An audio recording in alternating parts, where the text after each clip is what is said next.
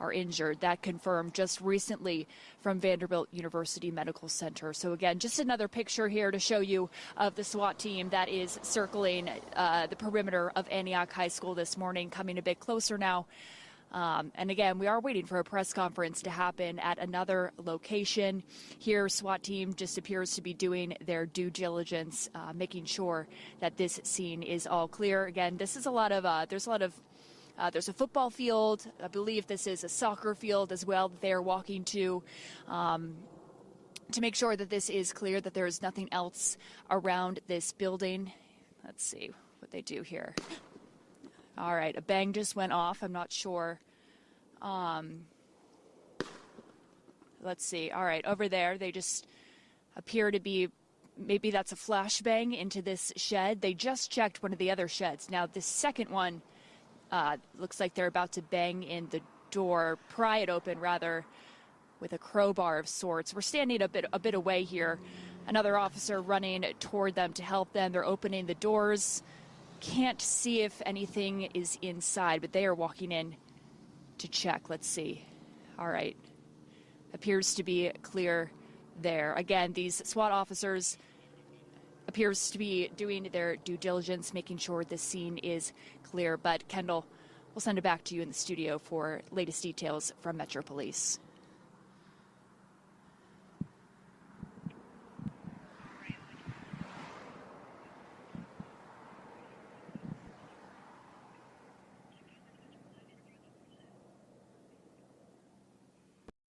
Again,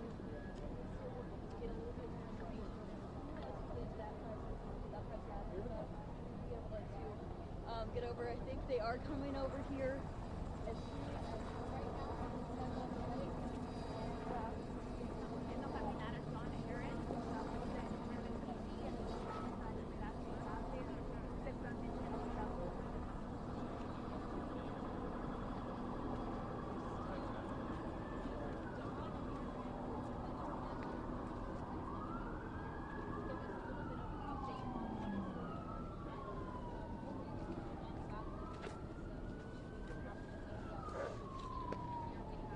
All right, everyone, I'm Don Aaron with the Nashville Police Department. I'm going to give you a brief overview of what's taken place. There will be a subsequent news conference at the same spot very soon with Chief John Drake and others.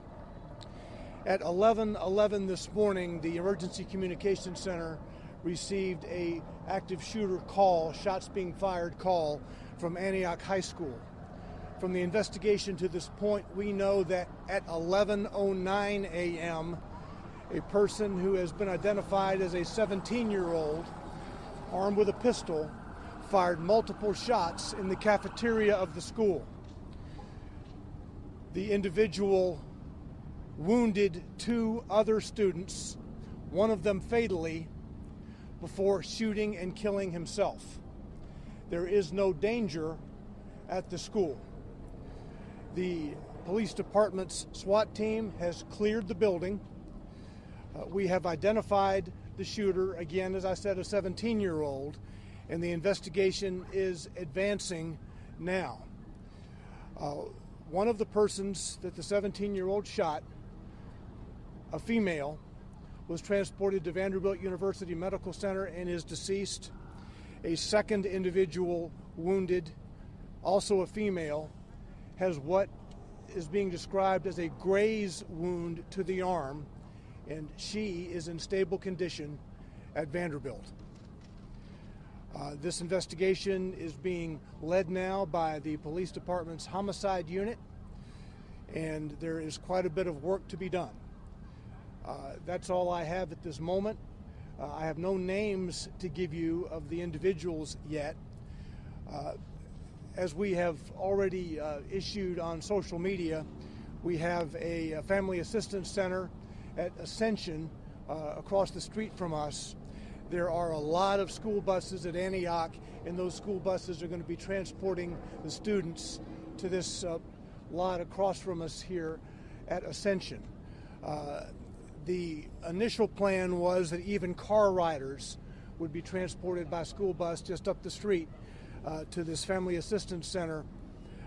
We want to make sure that the entire campus is stabilized, including the parking lots, before we would release any vehicles of students who drove to school today.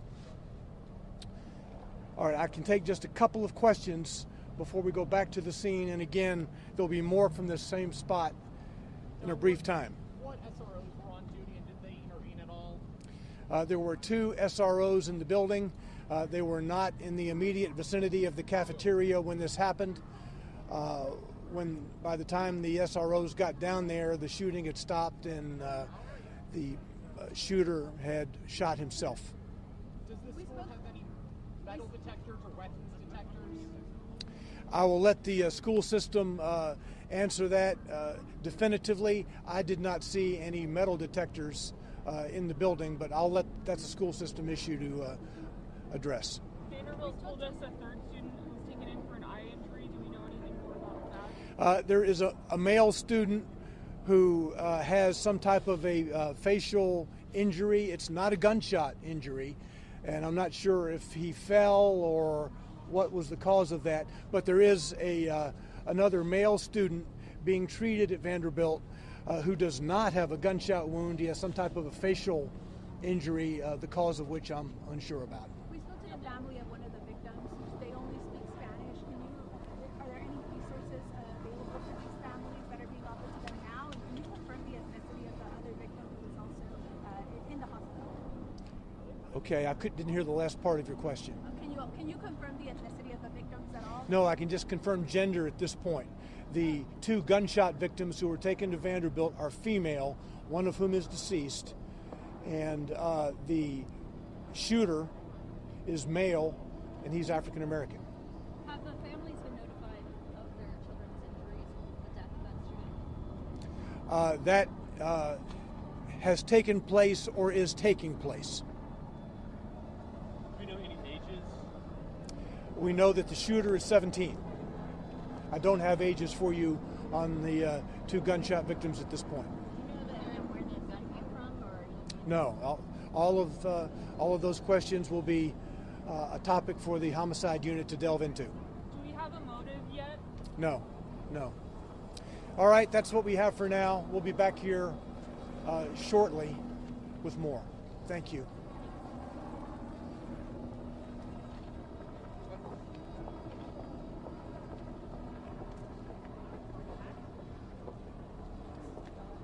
Okay, real quick, I know you guys just heard that from the Nashville HS did say that there was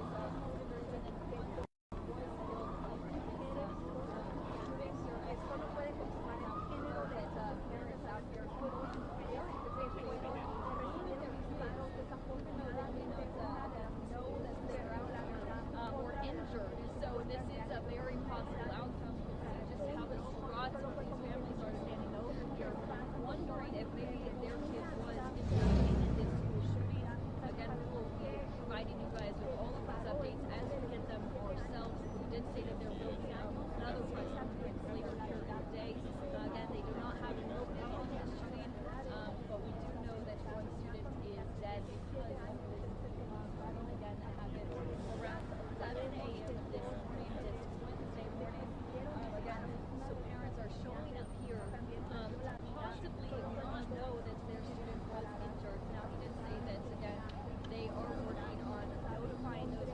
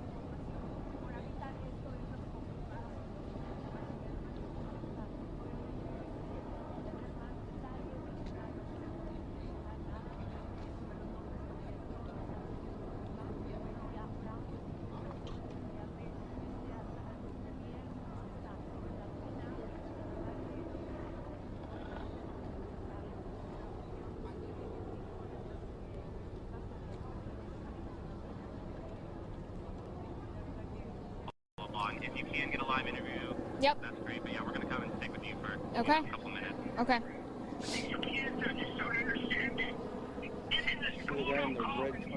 Mhm. Yep.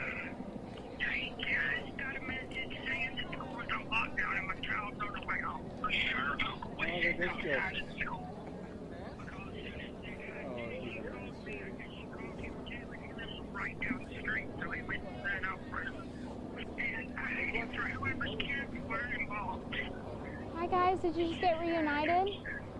You just got reunited? Yeah. Yeah? What was that like? To be back with your, I mean, were you Excited. I'm sure scary, right? Yeah, oh my gosh. Yes, you do. I only have one, so it was just very traumatic. And I'm so happy, but something has to be done, put in place. Homeschool, go back online, I don't care. Oh boy. We need safety for real at this school. Yeah, yeah. Well, what grade are you in? 12. 12th grade? So you're about to graduate then, right? Yeah. Yeah, okay. What were you seeing inside? It was people just shooting, and then we was all running, and so I tried to help people who was falling on the ground. And the shooter was in like the front of the cafeteria, just shooting up. And we ran out the side door. So you were in the room, the same room as the shooter? Yeah. Okay. In the So cafeteria. that must have been scary. Was adrenaline kicking in? It was a bit of rush. Like I'll try to help somebody while I was running out, trying to save myself too, on the girls on the ground. Then we ran out the side door. I thought I was gonna get shot, but I ran out of there quick. Okay. Yeah, so you were helping people that were also running out. Were people scrambling over each other? Were teachers in there? You know, what were the people in there? It was a dean. They was trying to also help people and run out there at the same time too, trying to save as much as they can. Did you see the shooter? No, but it was like his face was covered, I think. It was.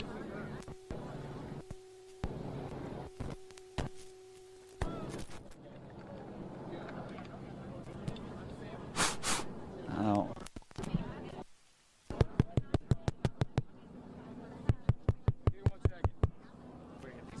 Yeah, I just I know you probably. I don't know why it's not me that does. I'm trying to make. Okay, I hear it. This thing is. Okay. You want me to move over there? Yeah. Gotcha.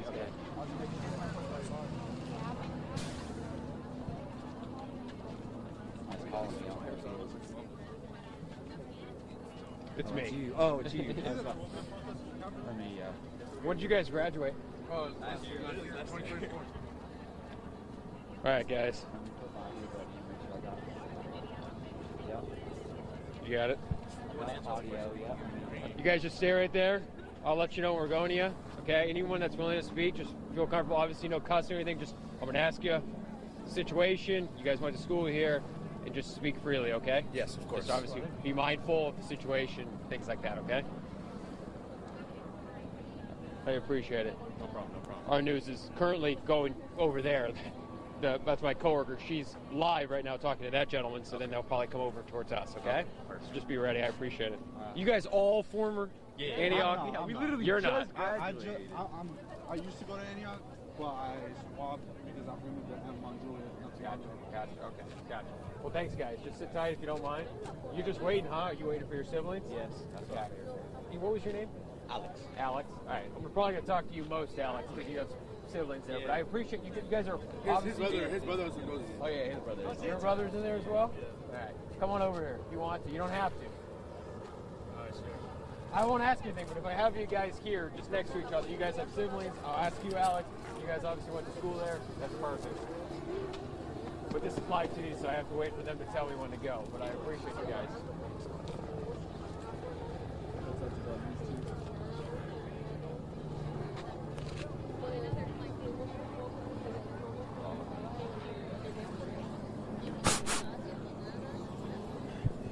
We can also.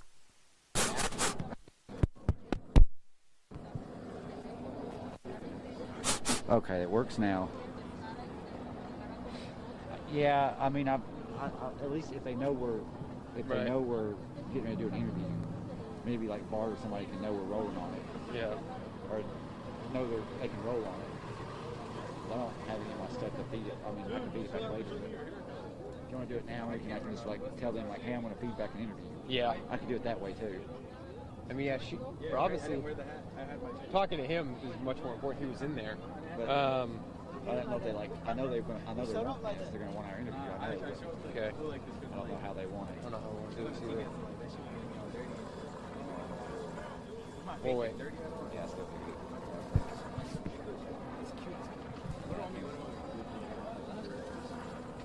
Stand by me. All right, guys.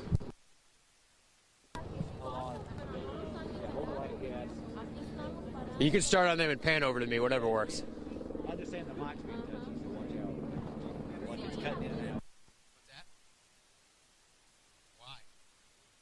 I know why is what I was saying. Talk. Nick. I don't know why it's doing that. Like,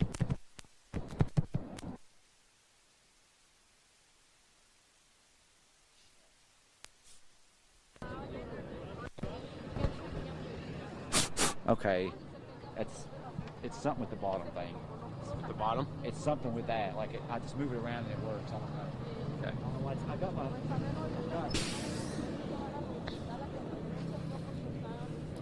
All right, guys. I'll let you know. When I start talking, you'll know, okay? We're always good. I got this. Yeah. I got that.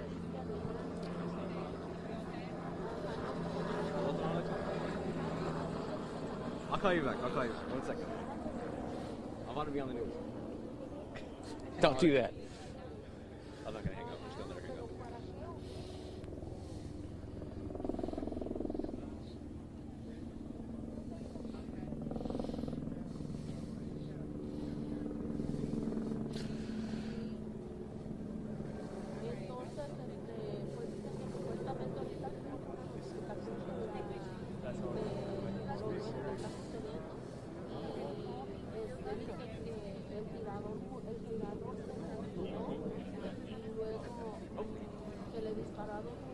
Yeah, hi guys. I actually have a group of former Antioch High School students. These guys all just graduated last year. When they heard of what happened here today, they all left school. They were in college today, freshmen in college. They left their universities to come down here. A couple of these guys have siblings in the school that they're waiting to be reunited with, including Alex here. Alex, you were telling me you have two sisters at Antioch High School. Yes, I do right now. I have two sisters. One is a junior and one is a freshman at Antioch High School right now. I'm really worried about them. Hopefully they can get out sometime soon. Have you been talking?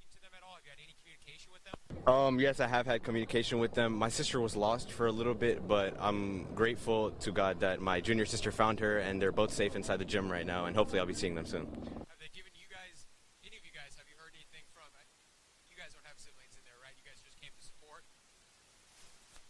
Okay, all right. But this is a group of Antioch High School kids coming together, former high school kids coming together to support. Now, Alex, I know your buddy here also. You have a sibling in school? What's your communication been like with them? Oh, sorry. We got to figure this out. I don't. Guys, this is having tough issues here. So now, what's doing that? And I know the day's not the day to ask.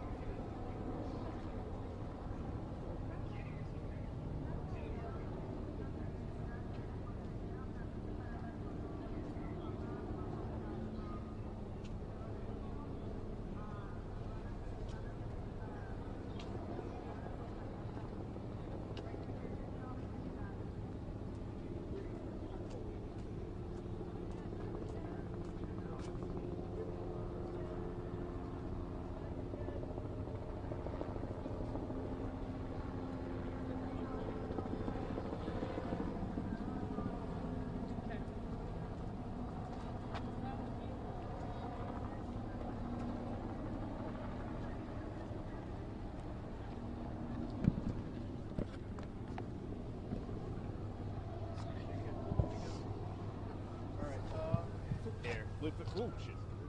Loop it this way, like it's wrapped around forwards.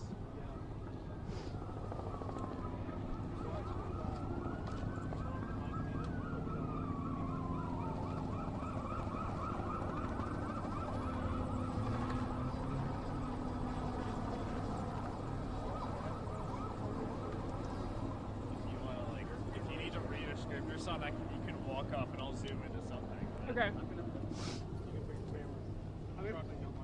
Leave the sticks here.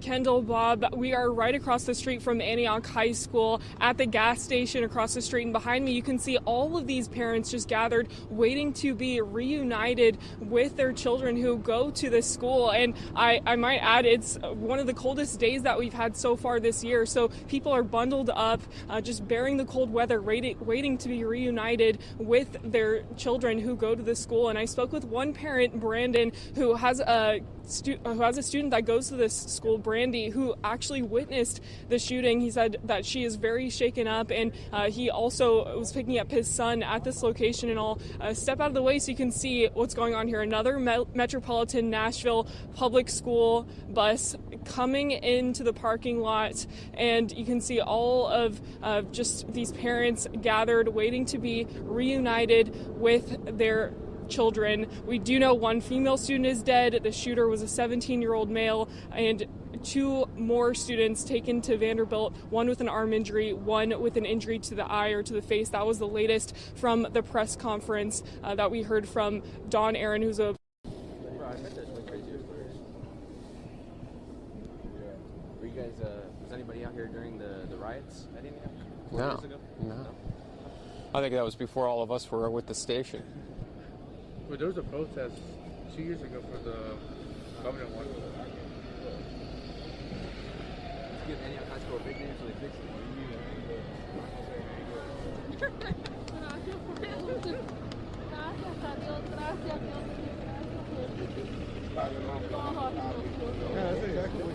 Yeah, guys, apologies for that. Yeah, I'm with a group that these guys all just graduated from Antioch High School last year. Alex here, right? Yes, hi. He has 2 sisters that he's waiting. They might even be on some of these buses as we're seeing more come in now from the school, everyone waiting to be reunited with their families. Again, real quick, just tell me, you've had that communication with your 2 younger sisters. Yes. Kind of scary. You said one of your sisters, they didn't know where she was. Yeah, I was searching for my older sister. You know, I was calling her and asking her where she was, and it was just taking her so long. And I had eventually found out that even my younger sister wasn't with her. So when I told her to look for her in the gym, she couldn't find her. So many people inside the gym, I mean all of the students. And as soon as she found her, my phone's literally on 1%, but I'm glad I got to call her, and I figured out that they were both okay. Now, you were talking about this. You guys obviously never had a situation like this while you were in school, but I know you had lockdowns or situations where, you know, you had scares at that high school. It's a big high school, 2,000 kids. From your perspective, from what you remember, talk about how chaotic that is in a circumstance where you're trying to gather all these kids together. I mean, how big is the gymnasium? Probably not big enough for 2,000 kids. Definitely doesn't fit anybody. Was it 1 year or 2 years ago we had a blackout, Yeah, and we all had to be in the gym where it was extremely hot. It was very crowded. A lot of people brought their pets, some firecrackers. It was very fun, very dangerous, of course. And then some kid like had enough, and he just pulled the fire alarm, and we all had to. Oh yeah. I wanted to ask you because you were talking about you have friends still in school here. These guys, just a reminder, because I know my mic cut out. These guys all just graduated last year, so they know a lot of students that are still seniors, juniors here at Antioch High School. You were talking to one of them, one of the seniors, who gave you that perspective of what he saw from inside the cafeteria. Yeah. When I found out about the shooting, I texted my friend, and he said he was sitting at a table right next to the shooter. And when the shooter brought out his gun, he would start waving it at the students before he shot tragically shot the other two students, sadly. So, yeah, it's just tough hearing about this because of the Covenant shooting 2 years ago. We thought something was going to change, but nothing's changing. So, hopefully, this is the breaking point. Yeah, and I take it you guys live here in Antioch? Yeah. I imagine. My whole life, I lived here in Antioch my whole life. These streets, I know them like the back of my hand. So it's just sad hearing something about this because you hear about Florida, Vegas, you don't really feel it because it's not your home, but when it hits home, it's different. Yeah, absolutely. Well, I appreciate you guys. I hope you find your sisters. I hope I'm not holding you up because I know the new buses just came out. And guys, I do want to point out, because we've been standing out here watching this group, these families, these parents waiting, brothers waiting for their siblings to get up on these buses, be reunited. I can say if there's a positive is that this number is slowly dwindling, right? More and more people getting reunited as they've been waiting out here. I meant to ask you, how long have you been waiting here for your sisters? I've been here for maybe around the past 2-3 hours, yeah. I was definitely here before everybody came here. I was circling Antioch for a good hour. They told me to go to the church. They told me to come here. I found myself at the gas station over there in the midst of all those cars, and I walked over here. Yeah, absolutely. Been a chaotic morning for everybody out here in Antioch. These roads. Mind if I make one more message, actually? Yes. Is it appropriate to what we're doing here? Of course, yes. So there's still occupation in Palestine. So from the river to the sea, please. All right, we're not. Palestine. I should know that. So No, all right, man. Really yes, I hope your sisters are okay. Thank you so much. Recap, though, of course, of where we're at. A lot of activity, a chaotic morning all throughout Antioch. In this area, those roads still blocked. Traffic's been backed up for hours now, guys. It's hard to even walk across the street because everything's so backed up with vehicles and people still showing up here trying to find their family. I did speak with one gentleman before I throw it back to you. One dad who was walking away shaking his head as I was going over across the street, and I asked him if he was okay, if his child or children were okay, and he told me that this will be his son's, who's a junior at Antioch High. It's going to be his last day here at Antioch High School because he's pulling him out. He's so ashamed of what's come of Antioch and that a situation like this could happen in their community, and that he was waiting for his son to be dropped off, communicating with him, thankfully, as his son was in the auditorium safe, but he was waiting for him to get out, and he said his son will not be returning to high school here after everything that's happened here this morning. So we stay here waiting with the rest of these families as they get reunited with their loved ones from the high school. But I'll throw it back to you guys, Kendall and Bob, in the studio.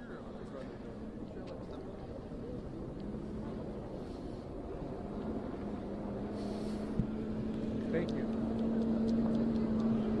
Absolutely, and we were given instruction, of course, to be respectful of these families and not get too close to them as they get reunited. So we've watched from a distance, yes, as they get off the bus and they get with their loved ones.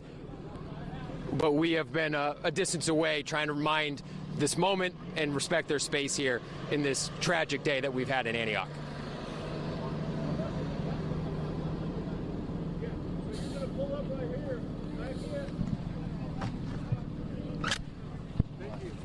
Yeah, thank you. I know.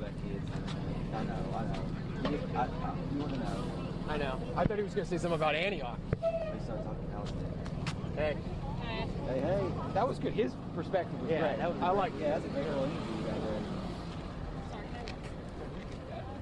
How are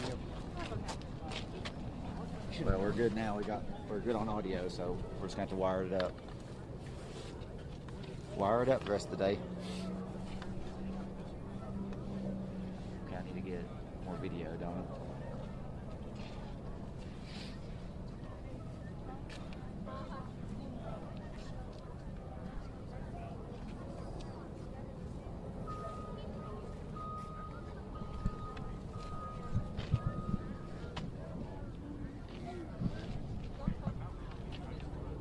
All right. Let's try to find more people. Yeah. We need to get somewhere. Is there a way, somewhere I can put this from?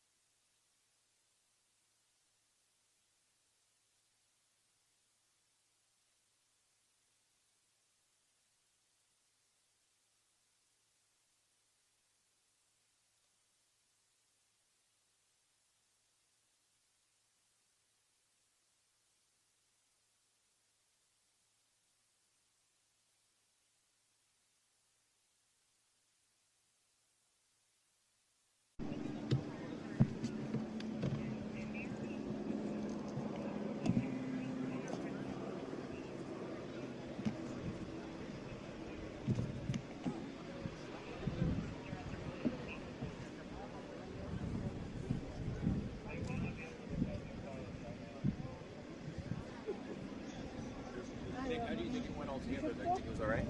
Yeah. I think it went. Yeah. We can't handle stuff like that. No. Otherwise, you did good. Yeah.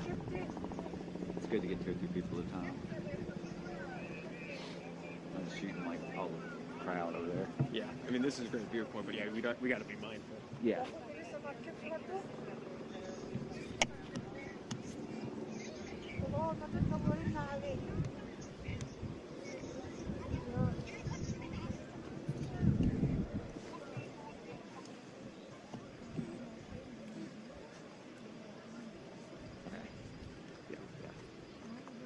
Yeah. That's what. Yep. Avoiding to get people. Well, no, he can't hear us. No, he can't hear us. I'm gonna try and get to people. It's just trying to be respectful. So, Yeah. You're good. Yeah, you're good.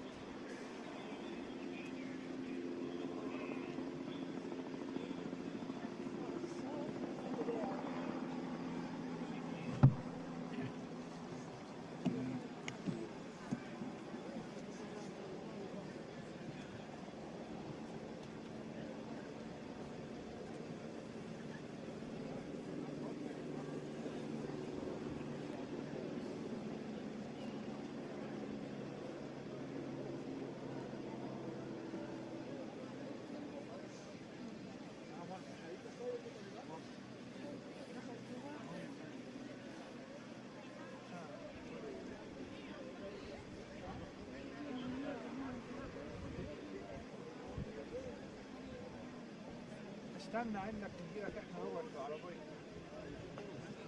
ايوه كده لسه شايفها دلوقتي. احنا هوا كتير هناك.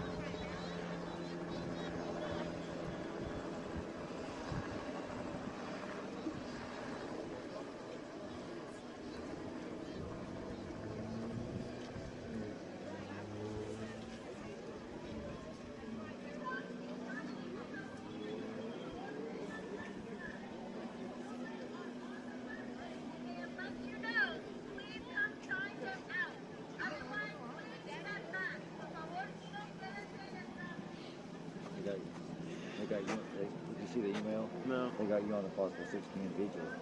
My batteries and shit's probably gonna die before then, but hell, I didn't bring no charger or nothing. There's a whole thing about what we're gonna do. They got you doing the damn 16 individual. And I'm guessing I'm with you, so like I gotta make sure my shit lasts until 6. And we're gonna be like constantly streaming and live the entire damn time. That's what I love. Or maybe I might speak with somebody else. Some of those people are out there.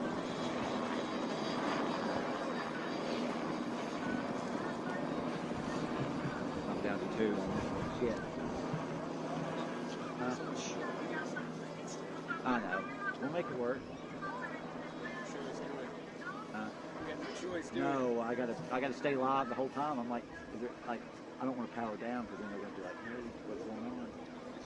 Yeah, and I'm like, well, I've only got 3 camera batteries. Once one dies, that's down to 2. Once, we go. It's, I think it's Corey. Corey, I think, talked to somebody. I think she did.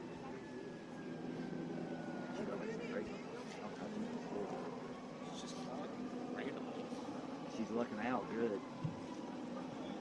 I'm trying to show different stuff, but damn. I feel like I've showed everything here that I can.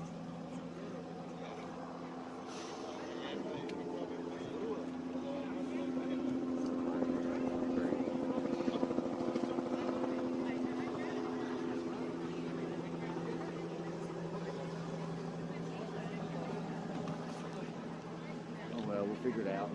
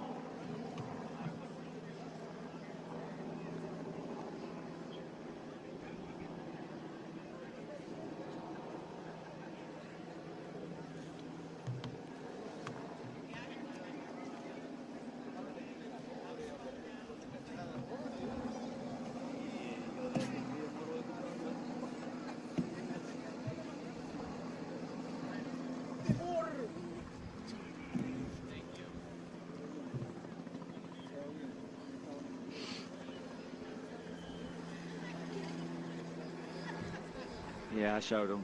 What? I panned over there to show you because he kept asking like, hey, Sam, go try to talk to some people. And I like showing that you were actively doing that. Yeah, who said that to you? Chase. Yeah, I'm trying to, dude. Chase, I know, and like, I guess like they were like, because they're just getting like static shots from me. So they're wondering like, what do you... I'm trying. I think they're wanting you to like go on again. I know, I want to as well. No, I know, but they're... I guess somebody talked to Chase and told him, like, go on, like, try to. But I showed him, like, hey, you're actively, like, asking. You're not just standing around.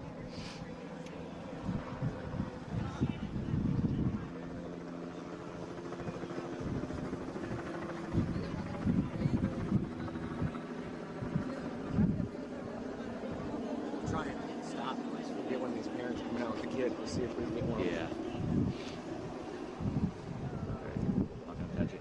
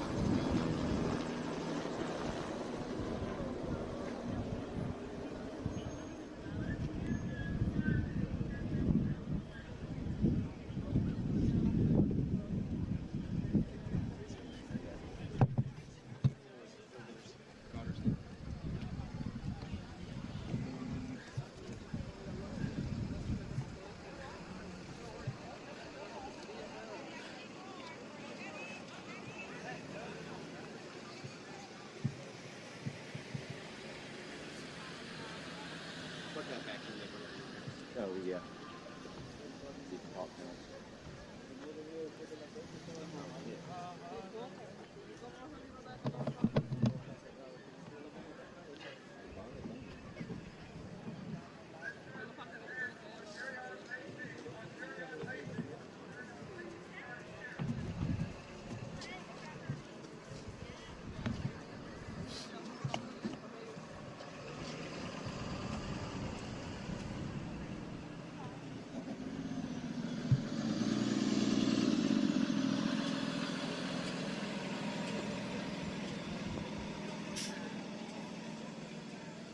Yeah, I don't obviously have them to go with me, but I can report what they were telling me.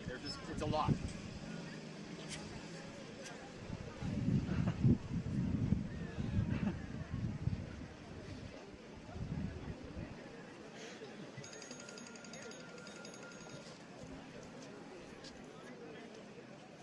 Yeah, hi again, Bob. I've actually been making my rounds, talking to as many parents as possible. And understandably, all of them, the handful that I spoke with in the past 15 minutes, they didn't want to go on camera. They're emotional.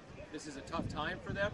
But I can relay a little bit of what they were telling me. For one, I have these parents behind me over my left shoulder. They're waiting for their kids. They were upset. The woman was, as she said, had the sailor mouth because she was just saying it was so disorganized, discombobulated. She didn't know where the kids were. She wasn't getting communication from the school. She was frustrated, obviously, trying to find her children. And the communication, she said, was coming from us, coming from the news. She didn't hear it from the school districts, wasn't getting proper channels of feedback and communication. So she's been waiting here. She said since just after 11, after this whole incident and shooting happened inside the cafeteria at Antioch High, waiting for her kids to get out of the school, get transported over. We just watched, and it was just, you know, these images, they tell the whole story of today, right?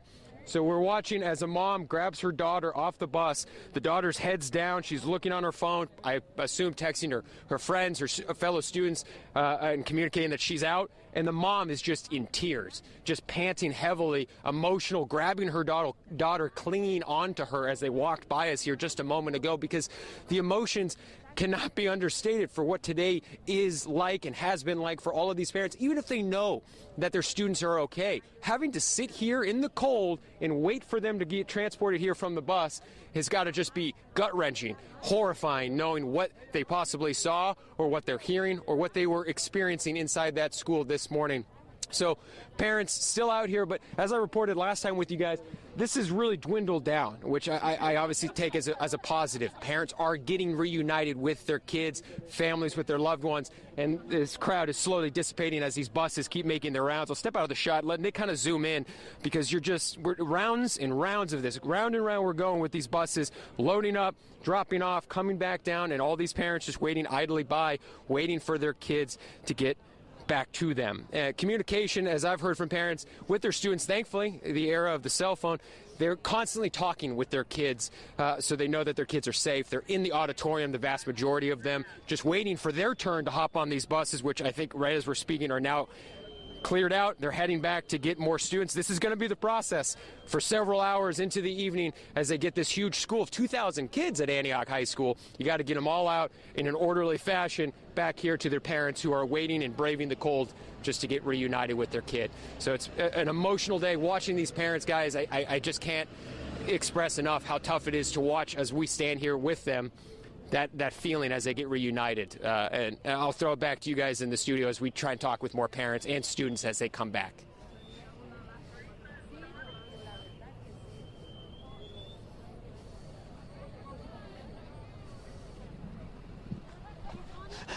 What? Just keep doing what you're doing. I love it.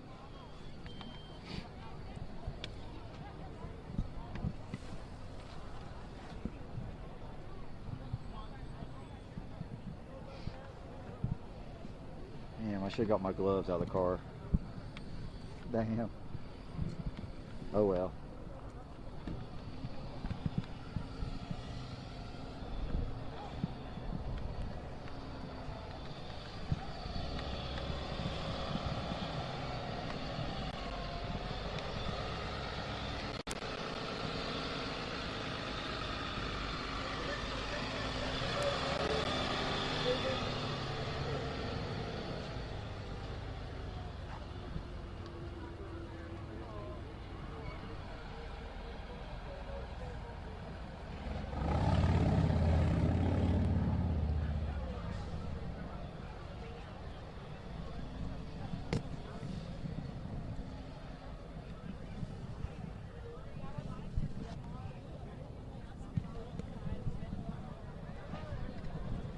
How is she doing this? I don't know. I ain't worried.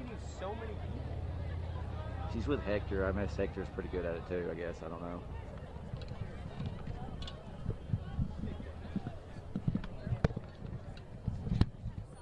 Where is she? Is this a recording?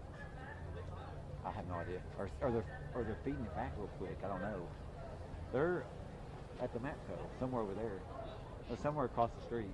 Damn it, I didn't want to ask that one that you filmed that was crying. I thought it would be inappropriate to be like, Oh, driving dog. You see a woman like that, I'm like, I'm going to let her have her moment. I would, yeah. I gotta.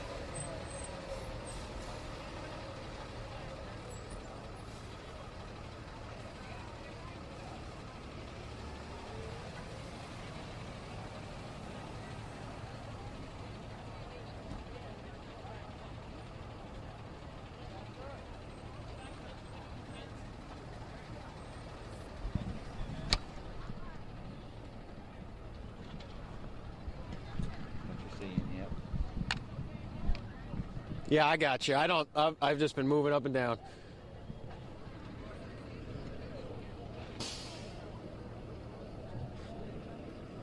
Okay.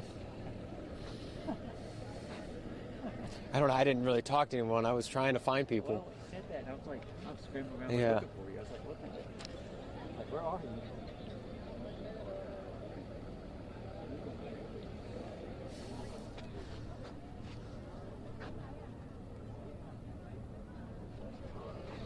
Yeah. I'm just going to step aside. I'm just going to narrate. Okay.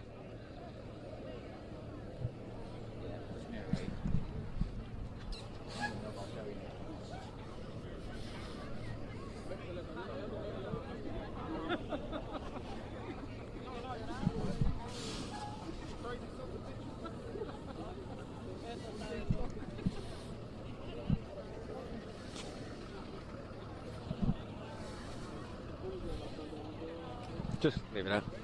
You want to actually start with me? Yeah, start with me and then pan out.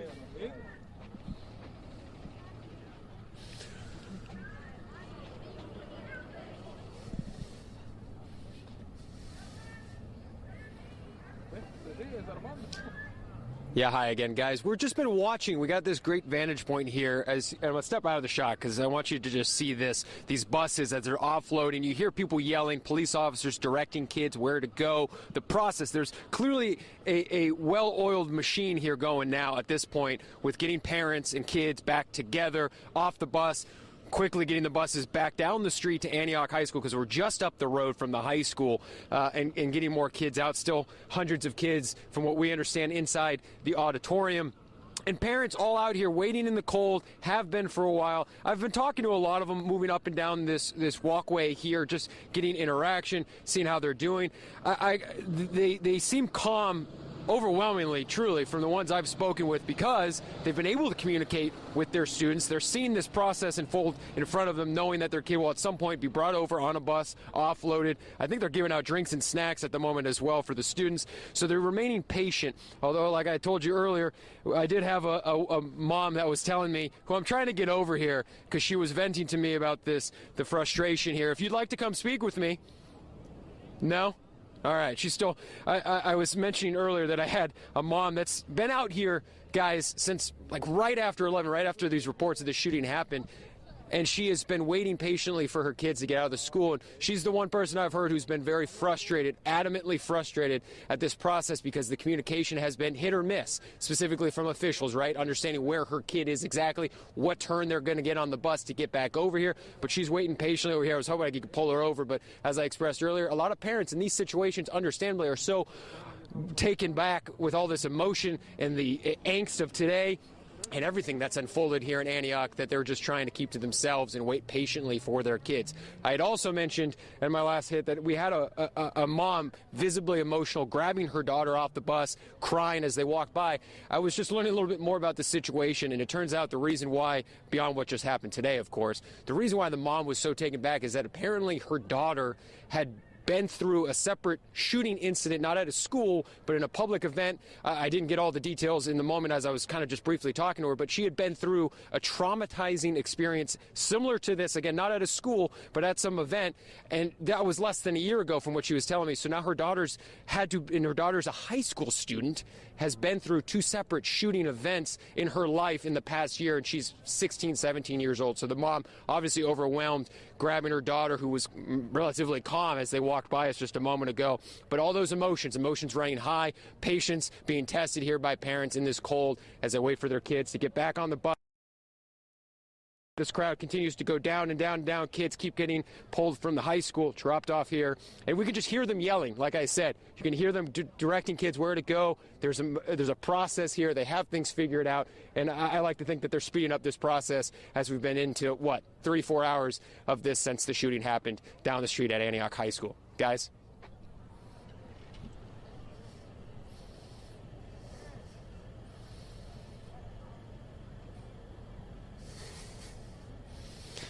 Honestly, Kendall, at this point, it's too many to count. I like to think that they've been very good, very quick from what we've seen, just standing right here, whereas right as the bus, this is where the bus pulls in. They've been very consistent in dropping off the kids, directing them where they need to go, getting them to their parents, getting signed out, and then driving right back down the street. I couldn't even guesstimate a number of bus loads at this point, but it's been quite a few. And I would like to think at this point where we're at in this process, we're getting near the end of getting all those kids out of that auditorium at Antioch High School.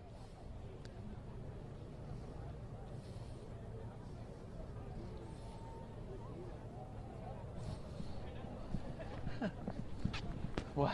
Oh, that's just funny. It's bullshit. It should be funny, but I got to double check. Dryden told me. another bus. Can you hold that? Yeah, here we go. Sorry.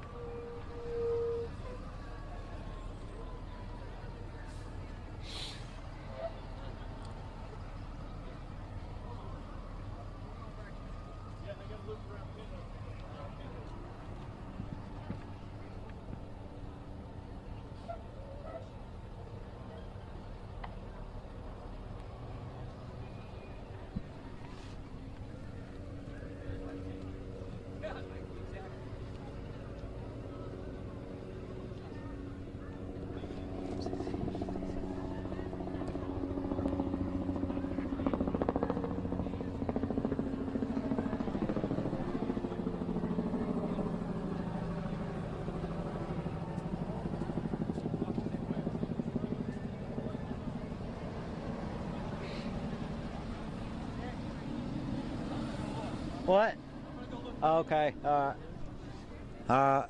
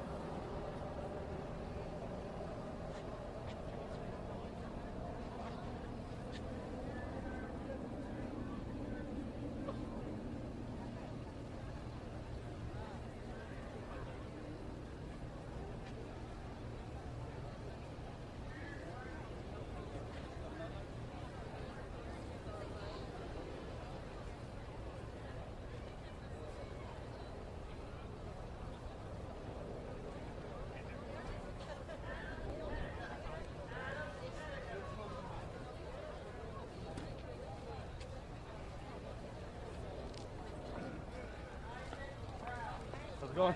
Hey, hey.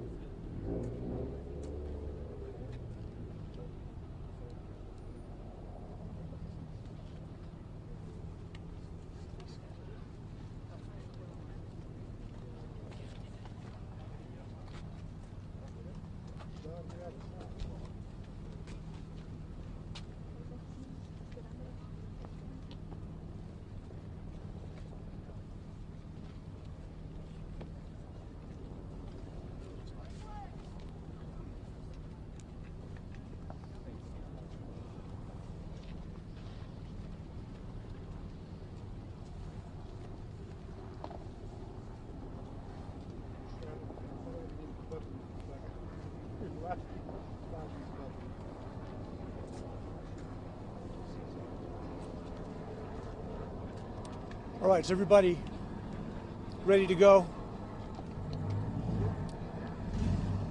All right, this afternoon we have a briefing with several of our city's leaders. Chief John Drake will begin the briefing, followed by Mayor Freddie O'Connell.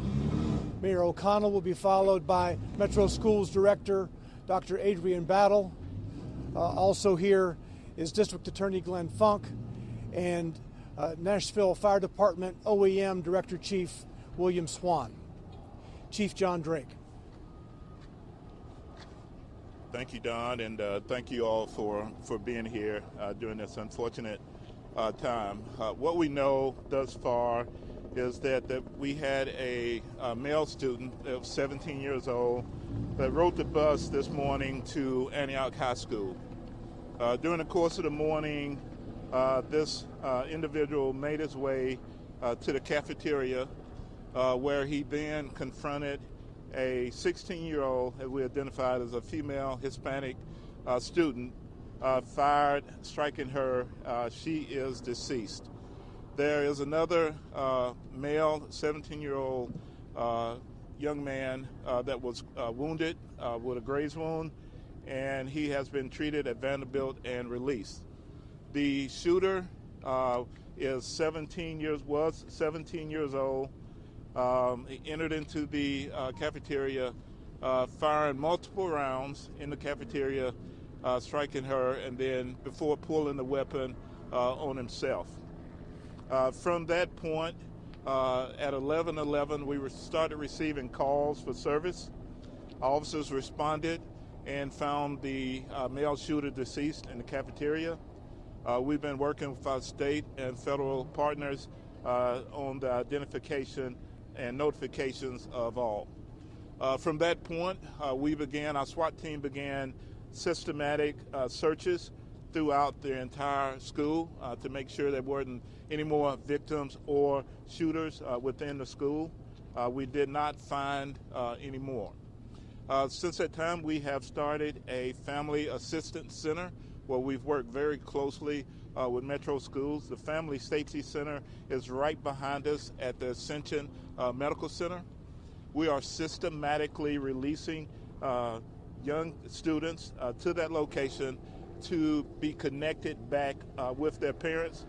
We've done that systematically so we wouldn't overload the parents or the school system so that we could get everyone back connected. The investigation is still very much ongoing as to a motive. We're looking into that. There are some materials on the internet that we're looking at that's under the investigation on the initial stages, but we'll continue to follow up on that. We've had a great partnership with Metro Schools, great communication with the fire department, with TBI, FBI, and ATF. And we'll continue the investigation, which will go until the wee hours of the morning. Please look at our platforms for further information. At this time, I will turn this over to Mayor O'Connell.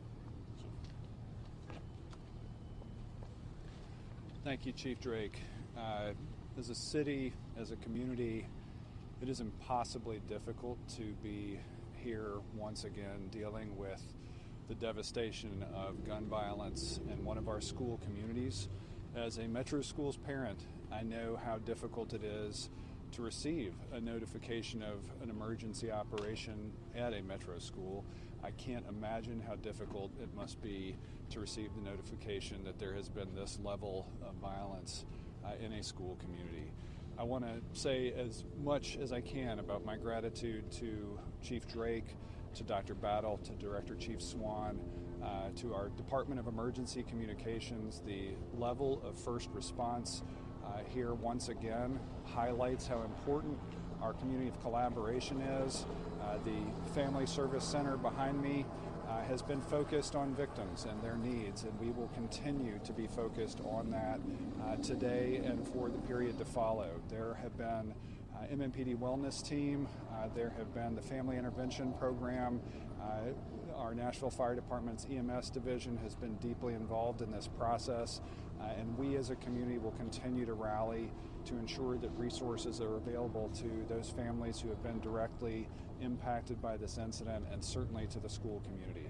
I do want to invite Dr. Adrian Battle up to talk about the Metro Schools response. Thank you. Good afternoon. As you all can imagine, this is a heartbreaking day for the entire Antioch High School community and all of us here in Nashville and in Nashville Public Schools. Today, we lost students in a tragic incident. One student took his own life and the life of a peer, forever changing the lives of their families and everyone who knew them. My heart goes out to these families as they face unimaginable loss. At this time, we are grateful that no additional lives were lost, though at least one student is being treated for injuries. I want to thank the school staff who quickly followed emergency protocols, potentially preventing others from being harmed. Their actions were heroic on a dark day for our school community. I also want to extend my gratitude to the Nashville Police Department and Nashville Fire Department for their swift and urgent response, securing the school and caring for those impacted. This tragedy is under active investigation by law enforcement and district leadership. While we are focused on addressing the immediate situation, we are committed to understanding how and why this happened and what more we can do to prevent such tragedies in the future. Over the years, we have implemented a range of safety measures, including partnership with the MMPD through our School Resource Officer Program, shatter-resistant film, security cameras with weapon detection software, and security vestibules. Unfortunately, these measures were not enough to stop this tragedy.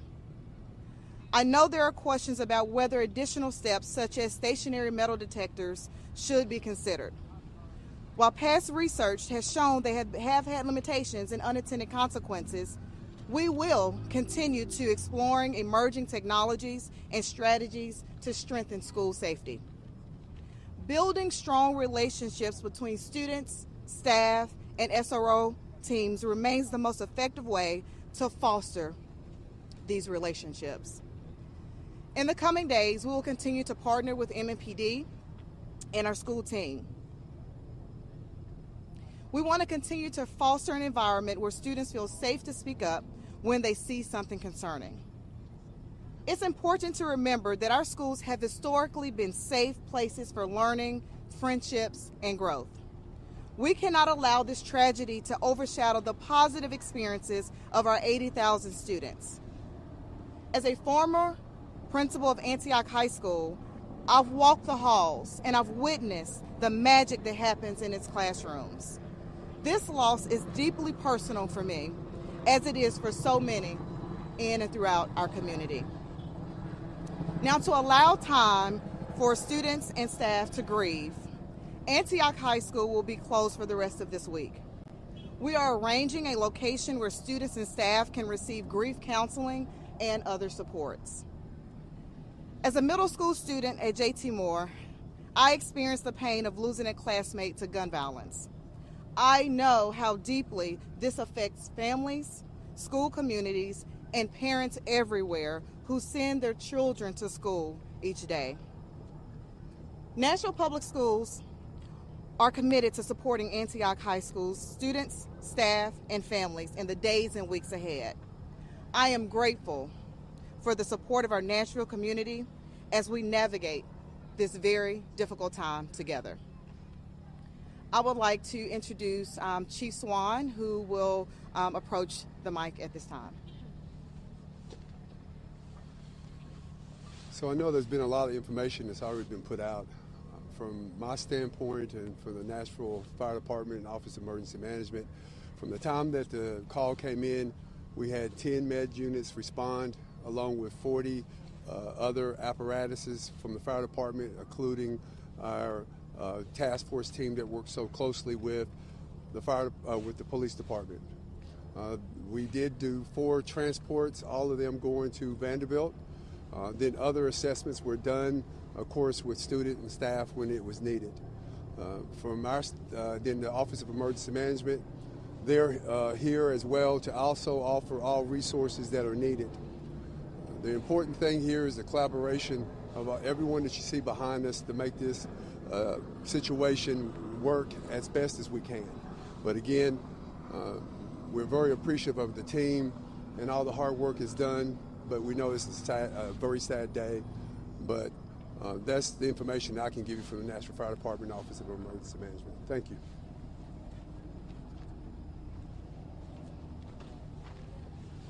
The 4th student who was transported to Vanderbilt suffered a facial injury from a fall. It was not gunshot related. He's a male student and fell, I think he wears eyeglasses, and had a facial injury as a result of the fall, and that was the 4th individual who went to Vanderbilt. We will take a limited number of questions from you now. Chief Drake, does this appear to be a targeted shooting, and it appears the shooter may have been live streaming on TikTok? Can you provide us any information on that? So the investigation is very much ongoing. So we're unsure at this time if it was targeted or if it was intended for multiple people. As I said earlier, follow our platforms and we'll put that information out as we gain more information. Our homicide detectives are actively investigating this in conjunction with the FBI, ATF, and TBI. You've been such a proponent of SROs after Covenant. What changes since Covenant were in place today to help respond, and what could have been in place to try to prevent this? So we've had several things in place. We have, Dr. Battle's done a lot. We've done active shooter training. They put protective film, security access into the building.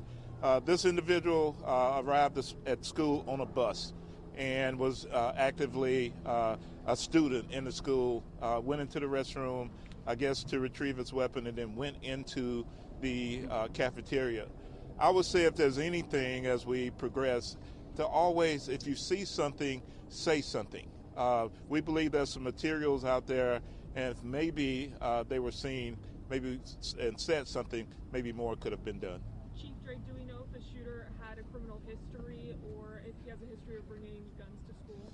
That's very much under investigation. I think there was one prior incident, but I'm unsure as to the details, but we will put that out later today. The material that was found online, has it been vetted? Has it been confirmed that is part of the shooter's manifesto? We're very much looking into it, and we'll let everyone know once we get there. The victim herself was Hispanic. What services are going to be offered for this diverse community? We know that a lot of the students here are Latino families, and we're getting a lot of calls. They're obviously very distraught and kind of really don't understand what happened.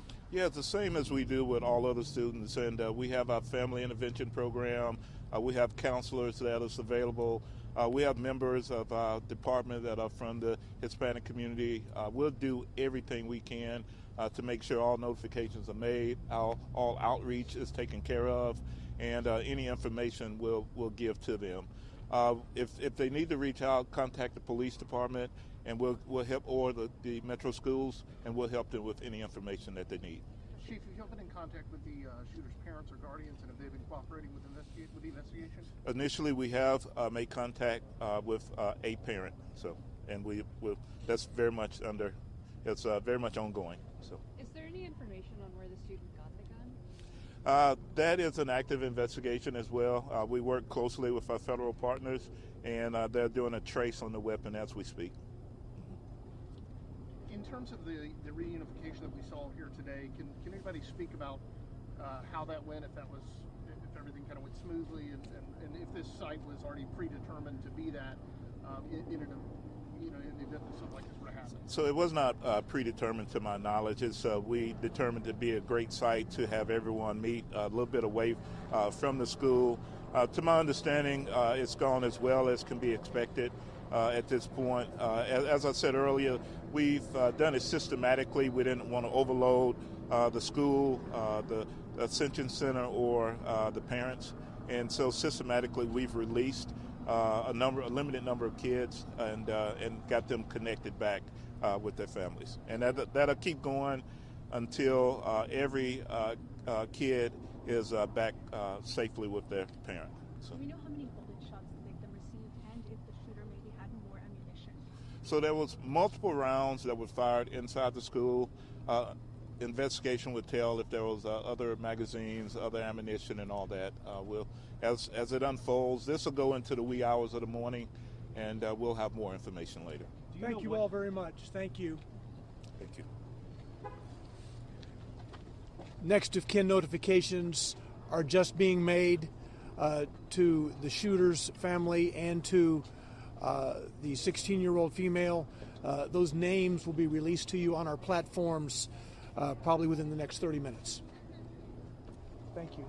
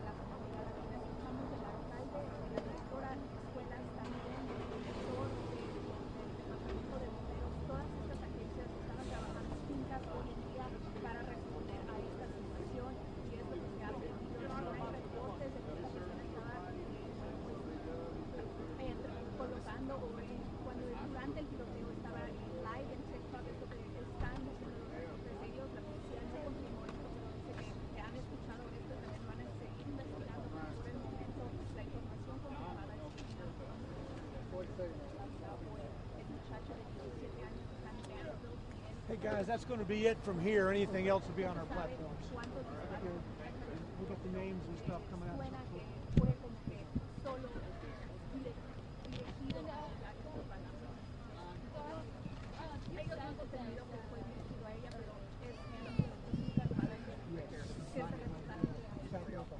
Thanks again for doing Yeah. this. This is us, the AP.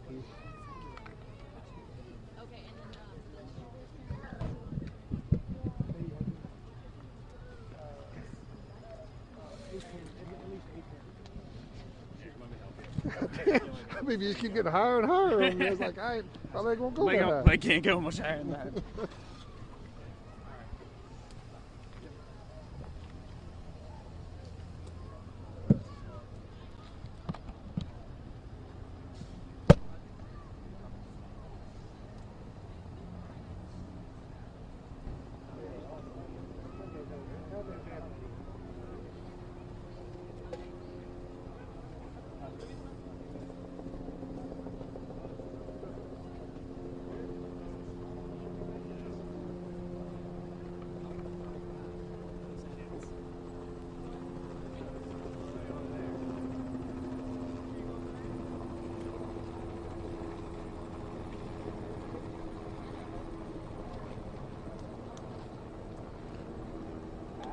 Put it out there.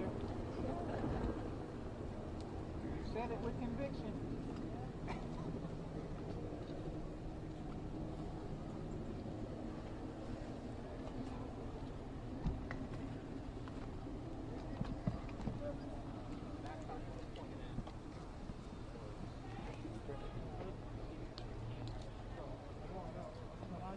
Can you unplug the AirPod?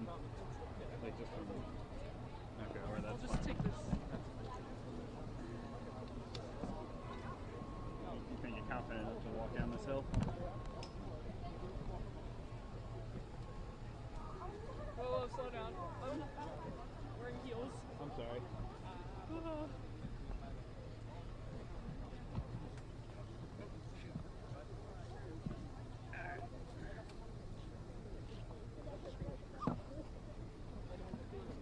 Okay, now we can walk back. Oh, guys. Okay, let's go.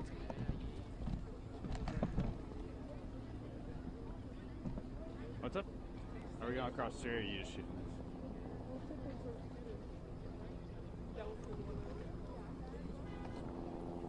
Here, we'll go across the street. I'm going to plug half of this stuff so you don't have to pull it all.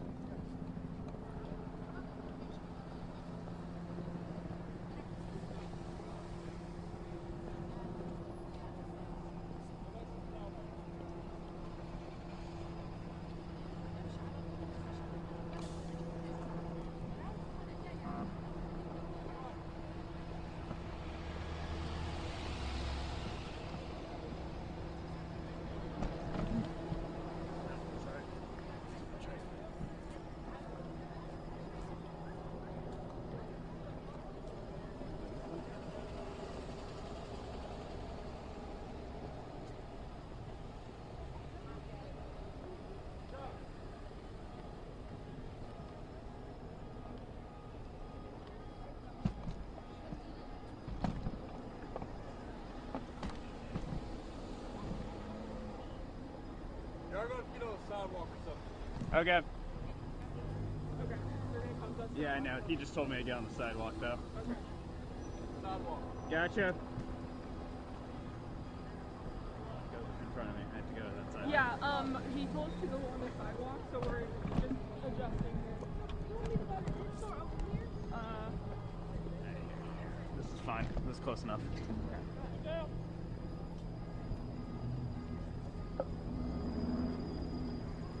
Okay.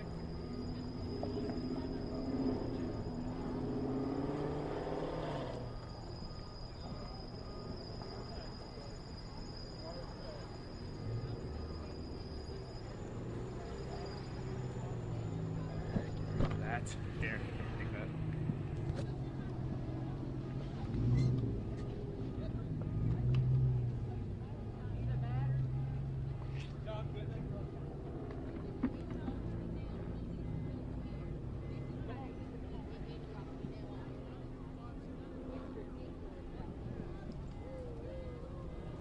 Are you guys students?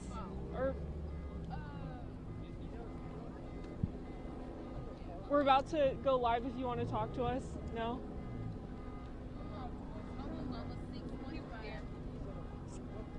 Would you guys want to talk with us really quick?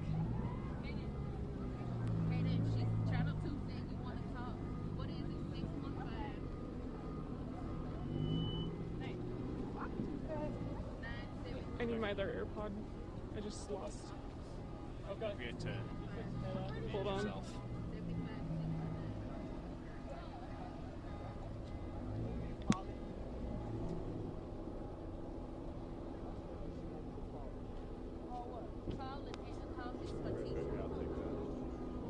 Oh.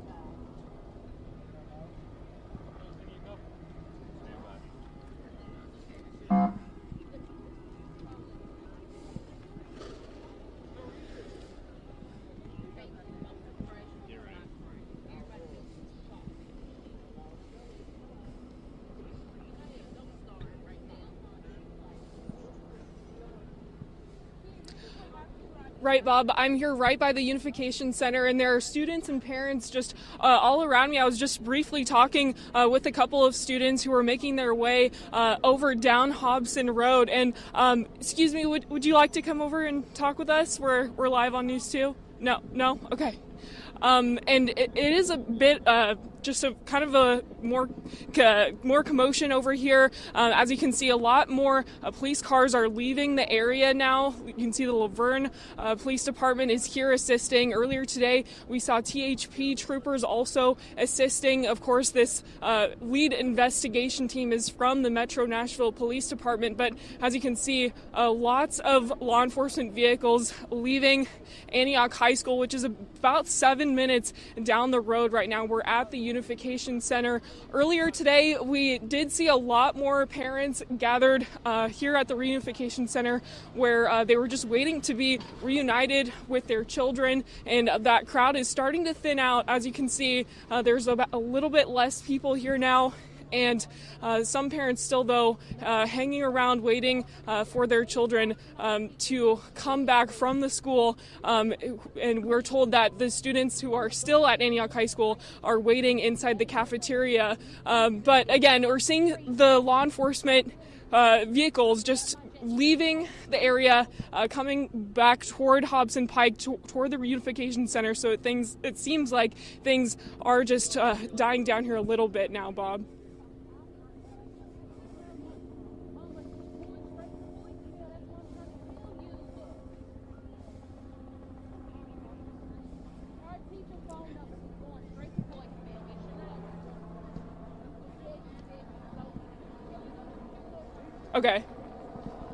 Okay. Sounds good. Good job.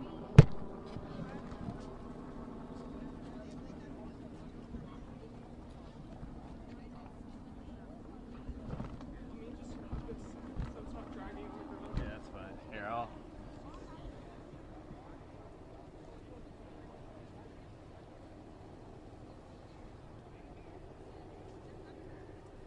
I'm kind of just like blacking out. No, I know. It's a million things at once. Go ahead.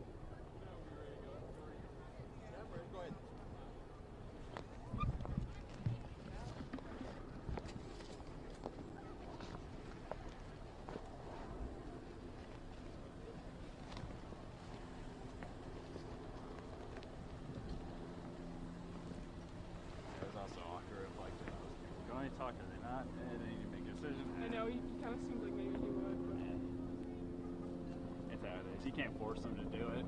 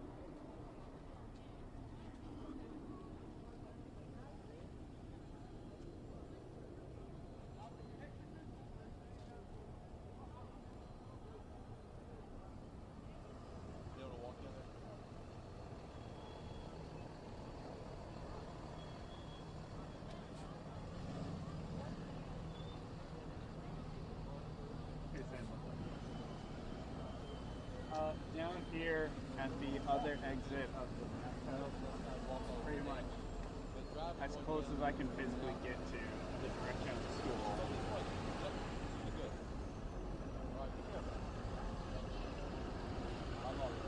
If you have a charger, you can plug it into the TV. Oh.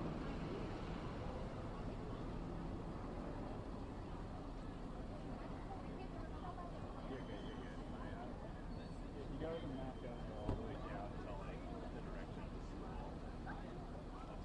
Oh. Look over here. Look over here. Yeah.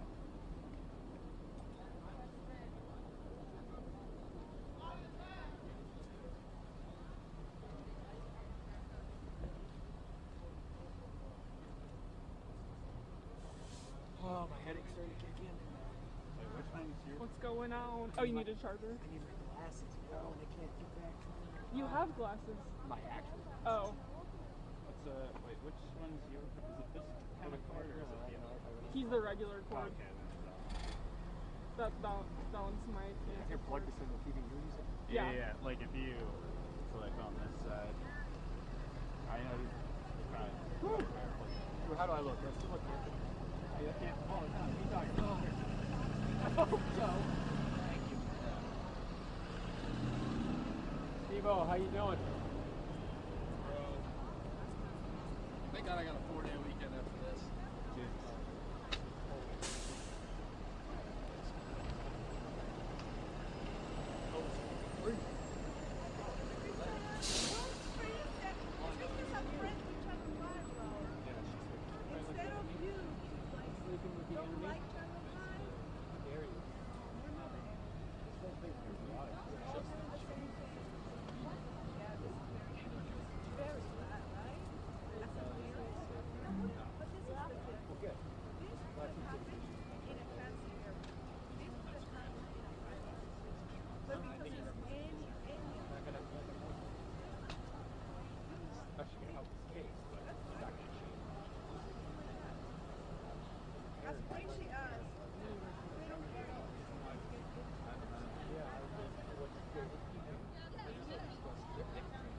Yeah.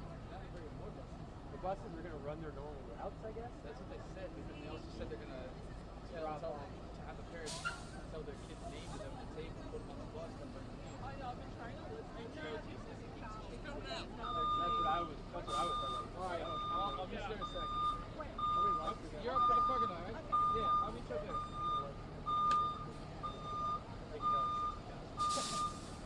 Double. Yeah. No, my girlfriend was on the said it to me. Yeah, I know.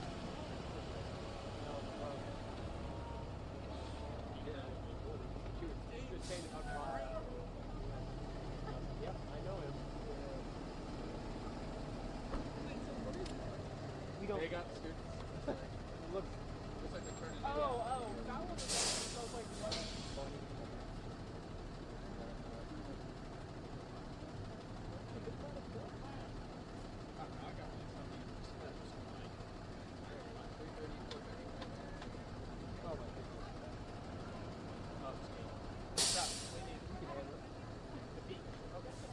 Alright, I'll see you guys out here.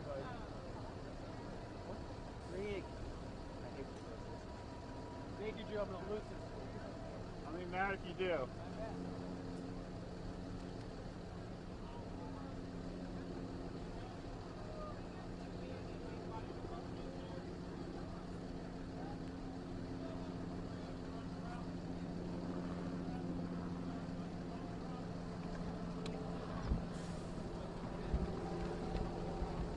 Should we cross the street? Do we have? Well, Sam and Nick are on that side. Oh.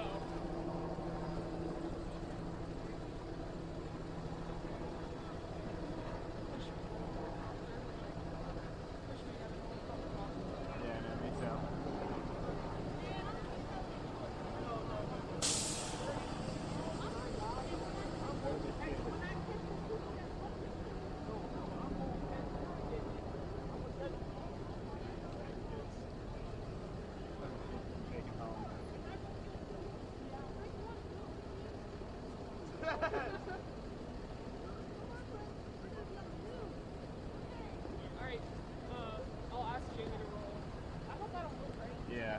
They're telling them to roll. They're telling them to come to me.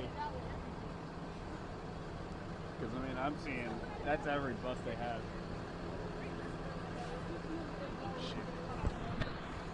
Chase, Chase, say that again. I'm sorry, I didn't hear you.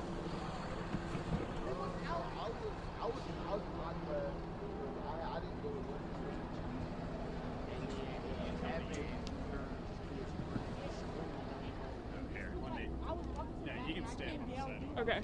And I'm right here walking back to my class. Everybody, all you see is people running through the double doors. They start bumping into me. I'm like, what happened? They like, it's a gun, run. I'm like, what? And I run. Jayla's right here. I'm like, go in your classroom. I run to my class. I start banging on the door. I'm like, open the door. Nobody opened the door. Who took those pictures? Nobody know. What's his name? Them one. He's not responding. Should we just can you pan this way just so they know we have someone? Wow. Yeah, some kids stayed in like behind Did y'all get those pictures? What was that? Did y'all get the pictures? Everybody got the pictures. That you sent a picture? No, the pictures that they sent. Of the bodies on the floor. Oh, yeah, the ones online. Everybody Yeah, got 'em. we haven't confirmed like that those are the official pictures, but I mean, yeah. That's very sad. And that little girl mama was right there watching her. She was just crying. She was screaming. And what grade are you in? 10th grade. 10th grade. Did you see it or hear anything when? Whenever it happened, I was in class and I just heard people running. Like you just heard the footsteps and screams. All I heard was screaming. Like I heard a big bang. Then it was just straight screams and running. I'm like, what is that? Because normally, like, if people running, that means it's going to be a fight. So I'm looking. I'm like, what are y'all doing? And no, it's not a fight. And sometimes when you hear the bang, it might be the double doors. Yeah, the double doors. People will push it and it sound, it go boom, and it be loud, and that's what you think it is. But then it was like it's a gun. Everybody running. And then we all just looking, and then we ran into the classroom, and we was like, "Are you brother and sister?" I mean, technically, but we're like mostly friends. Yeah, our friendship is like brother sister. Yeah. And then, are you the parent? Yeah, I'm the father. Father, yeah. Okay. And I got the text message. I was at Southern Hills at work, and I got the text message. I let everybody at Southern Hills know what was going on. They sent a nationwide alert out to all of the hospitals, so the hospitals is aware of what was going on. I beat it feet here, and I've been here since it happened. I literally followed in behind Metro to get here. I know that they really need to work on how they're gonna get people reunited in these type of situations, because it's a lot of miscommunications between Metro and the actual school. So it's been real frustrating for me, because I mean I'm paranoid. I done seen pictures. I'm like, oh my God, and I feel like they need to do better with that part of this, because it's a sad thing. It's something that you just don't. You send your kids to school to learn, and this is one of the worst fears for a parent. Period. Worrying if their kid is alive or dead. So yeah, it was a moment. I dropped everything that I was doing and came straight here, because I was so worried that something had happened to my child, and I'm just relieved that she's okay. I hate the fact that it was casualties. I really do. I wish it was something that could be done to prevent this from being something in the future. But I don't know. And what was your name, sir? My name's Anthony Rucker. Anthony Rucker. And what are your names? I'm Prince. Prince. I'm London. London. And what was it like for you just hearing everything going on at the school today? I mean, at first, it felt like it wasn't real, because this isn't something that happens on a regular day. But then again, it's one of my worst fears, being in school and you just hear somebody has a gun. So it was heartbreaking. And then seeing the videos of the mom and her daughter, and the fact that people were making jokes about it at first, really it did something to me, because what's wrong with you? And then it's just a scary experience to be in. And what kind of jokes were they making? They were like, oh dang, they got popped, this, that, and the third, just a bunch of things. And they weren't taking it as serious as first, till they realized the state and the matter about it. Yeah. And what about you? You said you heard the shots as well? Yeah, it was just at first, thought nothing of it. That was just people running and screaming, playing in the hallways. And then they talking about, oh, it's a gun, somebody shooting. And then the teacher was like, oh, it might just be kids playing. And everybody's still doing their work until the teacher, like the principal, called it on the intercom. And then everybody's scared, crying. It didn't sit right. It's weird. And what did the principal say on the intercom? That we were going on to cold blue lockdown. And she didn't say nothing after that. And we was just hiding in there. Stacking things on the door. And then, yeah. Yeah. And when you obviously opened social media and you saw everything online, I mean, what was going through your mind when you saw that? I mean, I couldn't do nothing but cry, honestly, because, yeah. And then, like, at first I thought it wasn't, like, in our school until I seen the cafeteria. Like, and then they said those 2 girls that got shot, and then he shot himself. Like, because I knew him personally. He was in my class, and I didn't think he was anything like that. Like, I thought he was just a sweet, quiet person, but he wasn't. And And so you said you knew him. What else did you know about him besides? We were in ROTC together, like this year too, and he was always top of the class, always doing his work. Our master sergeant loved him, and yeah, and to know that he did stuff about that and planned to do it, it's just like you don't know how anyone really is, if you be honest.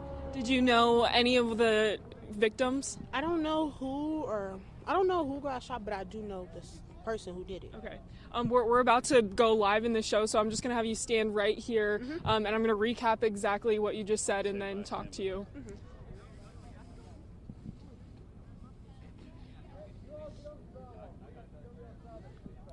Kendall, Bob, I'm speaking with 2 students at the school and a parent, and I'm just going to recap what they have told me in the last few minutes. So one of the students told me she did know the person who was the shooter and who is now dead. And so can you just recap exactly what you told me and what you know about him?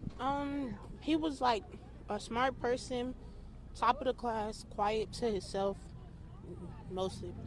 Yeah, and you said you had ROTC with him? We were at ROTC together, and yeah, he really didn't talk to anybody, but I would talk to him here and there, ask him how his day was going or something, then leave it alone, because like he really wasn't a talkative person. Yeah.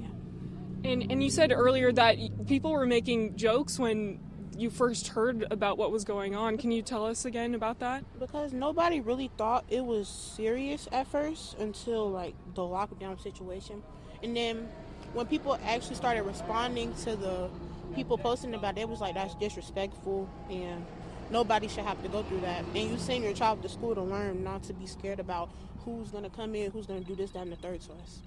And both of you said that you saw some pictures on social media of what happened. What was going through your mind when you saw what was happening online? It felt very like unreal to see people laying in the cafeteria and like people recording and hearing the gunshots and everything like that. It was just weird, in my opinion. And people making jokes about it. It was also kind of weird. And like she said, you should only be going to school to learn, not worrying about who's going to come in and try to do something to you. Did either of you know any of the victims that were taken to the hospital today? And you said you knew the shooter. Do you have any idea why he would do something like this? Honestly, it's either he got stuff going on at home or just bullying, period. I don't really know. Yeah, and you said he was a quiet, shy guy, so do you think he was capable of doing something like this? I mean, from what I saw that he posted himself, yeah. Yeah. And Mr. Rucker, you told me earlier that it was a pretty confusing situation. You dropped everything to come here to the Reunification Center. Can you tell me what was confusing about this? Reuniting the parents with the children's. It's Metro was doing their thing and the school district was doing their thing, and it was confusing, really, because a lot of the parents was down here because they said that all of the parents will be able to pick their kids up down here, and then all of a sudden they changed everything and sent the bus riders home, and then we're questioning what if they're not a bus rider. So it was really confusing on the whole how to get reunited. That part was really confusing to us, and that's something that the school district and Metro need to get together and come up with a better solution for situations like this. That way they'll have a better idea of how to handle it and be more organized towards it. Of course, nobody wants this to ever happen, but this day and age, it does happen. You know, and I actually graduated from that school, so it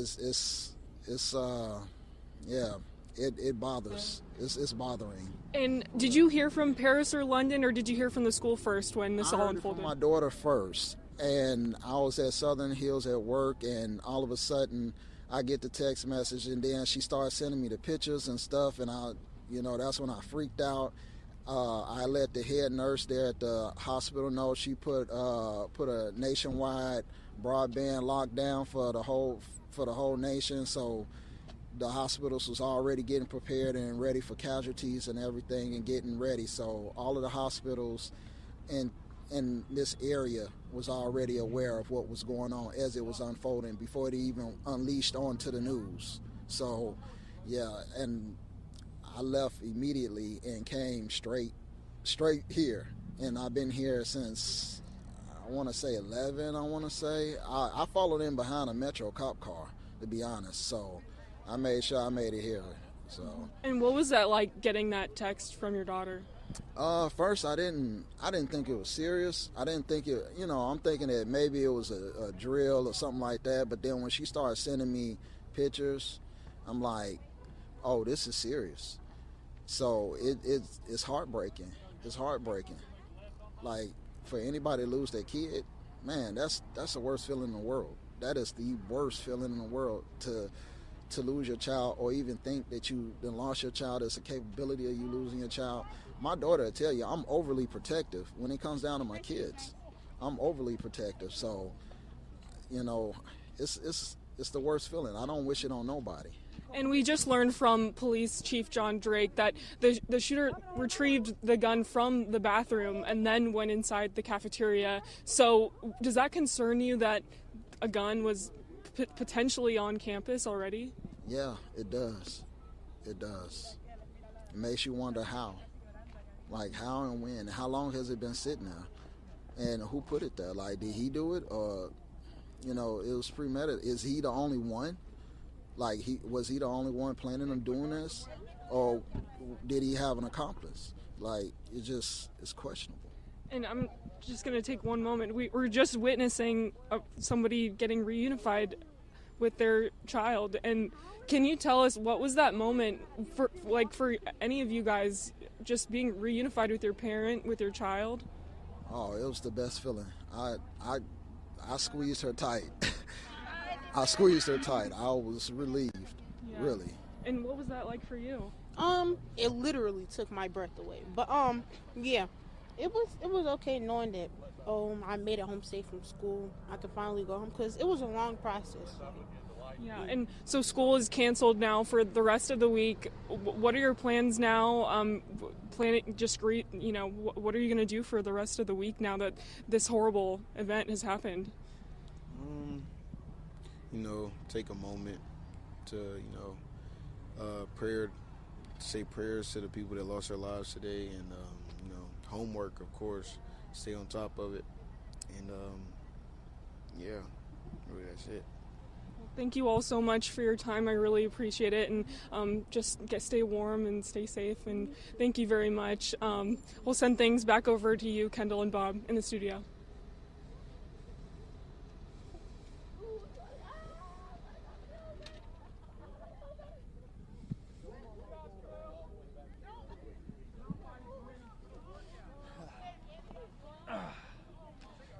Good job. Ooh, that was long. Yeah. Easy. That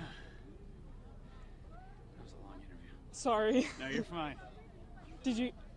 I did get them. Yeah. When you said, look over there, I didn't even notice that. Yeah, I saw it out of the corner of my eye. Yeah.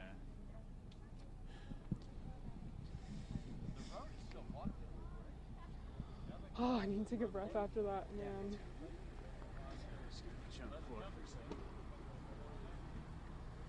Oh, I accidentally hung up, I think. Oh, well, you're cleared. Okay. Yeah. I was listening to the whole thing. There's no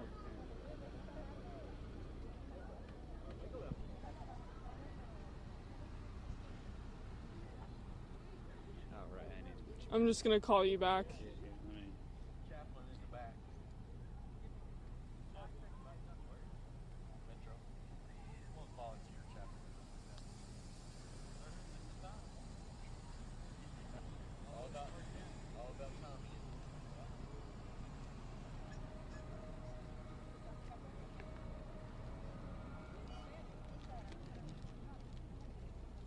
I was watching Channel 5 CBS this morning. I really liked it. You mute yourself again. Oh. Sorry, it's echo in my ear when I'm standing next to you.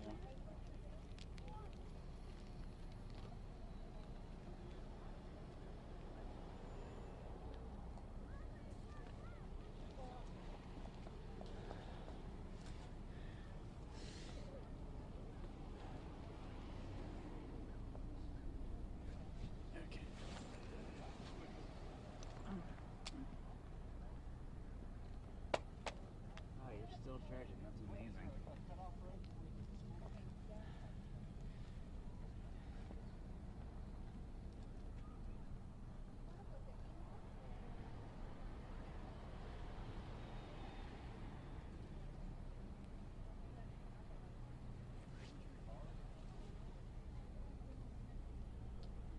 You all are Channel 2, right? Yes. Isn't Jerry Barber with Channel 2? Yes, Sorry, he what was is. it? He is. He's a good guy. I like him. He's a good I've known dude. him a long time. He's probably just now waking up. He had to work in the morning today. Yeah, he would call me at 3 o'clock in the morning. Hey, Sam, are you out on that fatal? I said, dude, I'm not on call. Don't call me. Leave me alone.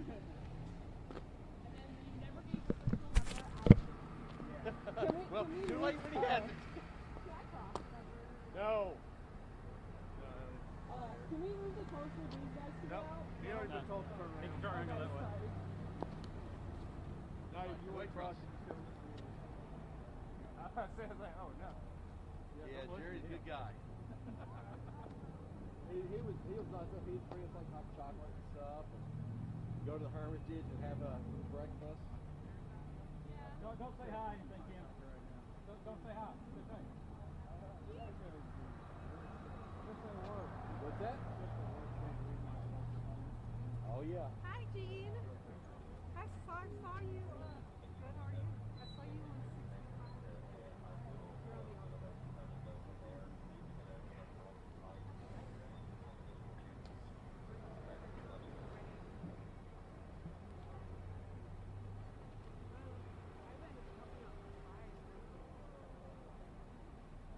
I'll be honest. I don't know where to go now.